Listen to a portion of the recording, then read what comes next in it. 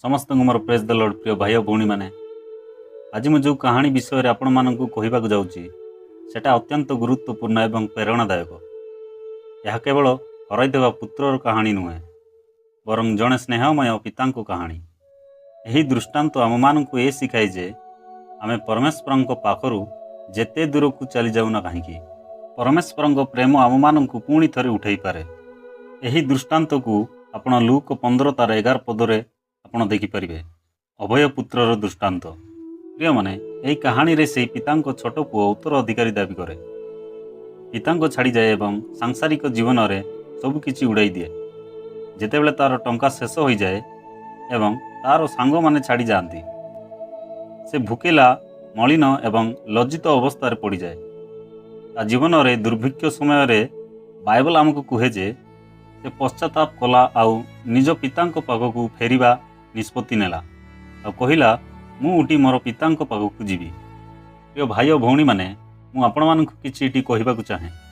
आपण भी भावुथिबे जे परमेश्वर पाखर दूरे जाई मु भी एमिति समस्यार दुर्भिक्षर सम्मुखीन करुची।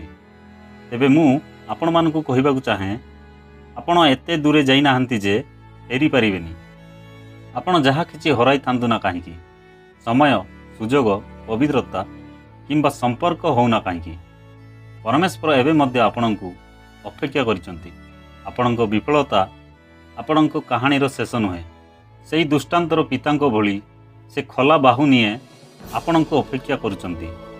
प्रिय माने गोटिए निष्पत्ति आपणक समग्र दिग को बदलाई दी पारे। से अभय पुत्रर सेतेबेले बदलिला जेतेबेले से निष्पत्ति नेला। प्रथमे परिस्थिति बदली नथिला, प्रथमे तांकर हृदय बदलिथिला।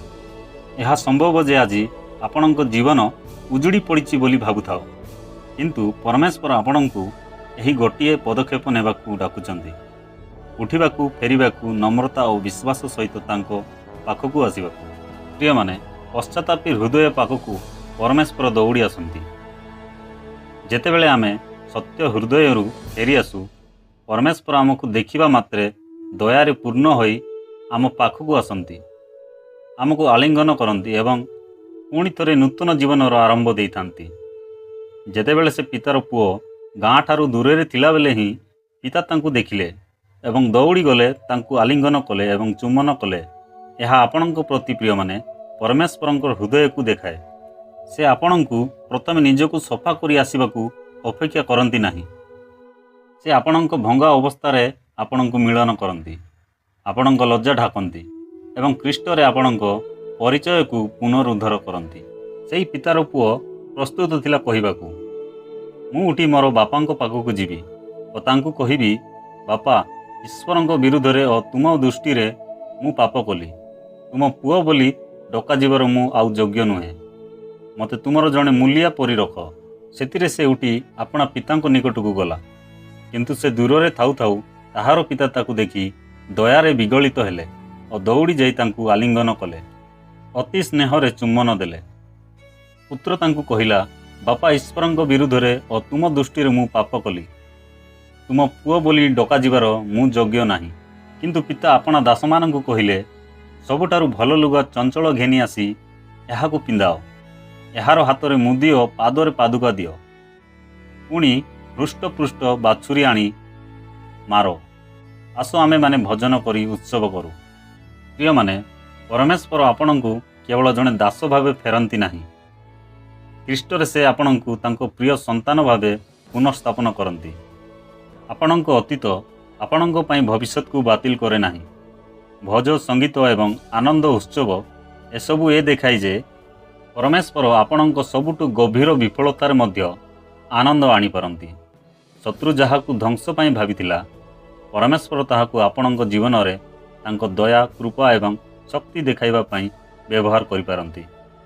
सेतिपई आपण उत्साहित हुअन्तु प्रिय माने। जदि आपण भ्रमित होइतांती आपण फेरी आसी परिबे। जदि आपण पड़ी जाइचंती तेबे ख्रीष्टरे पुणी थरे उठी पारिबे। जदि आपण निजको अशुद्ध एवं अयोग्य भावुचंती परमेश्वरको कृपा आपणको पाप ठारू अधिक महान। यही अभय पुत्रर कहानी प्रकृत रे पितांकर हृदय विषय अटे एवं से पिता आज आपणको डाकुचंती घर को आस मु एबे मध्य तुमको भल पाए। ମୁଁ ଏବେ ମଧ୍ୟ ତୁମକୁ ଚାହୁଁଛି। ମୁଁ ଏବେ ମଧ୍ୟ ତୁମକୁ ବ୍ୟବହାର କରିପାରିବି। ପ୍ରିୟ ଭାଇ ଓ ଭଉଣୀମାନେ, ଚାଲନ୍ତୁ ପ୍ରଭୁଙ୍କୁ ଧନ୍ୟବାଦ ଦେଇ ଆମେ ଛୋଟ ପ୍ରାର୍ଥନା କରିବା। ହେ ପିତା, ଧନ୍ୟବାଦ ଯେ ମୁଁ ମୋ ଜୀବନ ନଷ୍ଟ କରି ନିଜ ଇଚ୍ଛାରେ ଚାଲିଯାଇଥିଲେ ମଧ୍ୟ ଆପଣଙ୍କ ପ୍ରେମ ଏବେ ମଧ୍ୟ ମୋ ପାଇଁ ଅପେକ୍ଷା କରିଛି। ମୋତେ ସାହସ ଦିଅନ୍ତୁ ଯେ ମୁଁ ଉଠି ମୋ ସମସ୍ତ ହୃଦୟ ସହିତ ଆପଣଙ୍କ ପାଖକୁ ଫେରି ଆସିପାରିବି। ମୋର ଦୋଷକୁ ଧୋଇ ଦିଅନ୍ତୁ, ମୋର ଲଜ୍ଜାକୁ ସୁସ୍ଥ କରନ୍ତୁ ଏବଂ ଯୀଶୁ ମଧ୍ୟରେ ମୋର ଆନନ୍ଦକୁ ପୁନରୁଦ୍ଧାର କରନ୍ତୁ। ମୋତେ ଆପଣଙ୍କ ପ୍ରିୟ ସନ୍ତାନ ଭାବେ ଜୀବନ୍ତ ବଞ୍ଚିବାକୁ ସାହାଯ୍ୟ କରନ୍ତୁ। ମୋର ଅତୀତରେ ବନ୍ଧା ନ ହୋଇ ଆପଣଙ୍କ କୃପାରେ ନେତୃତ୍ୱ ପାଇ ଯୀଶୁଙ୍କ ନାମରେ ଏହି ପ୍ରାର୍ଥନାକୁ ମୁଁ ମାଗିଲି। ଆମେନ୍।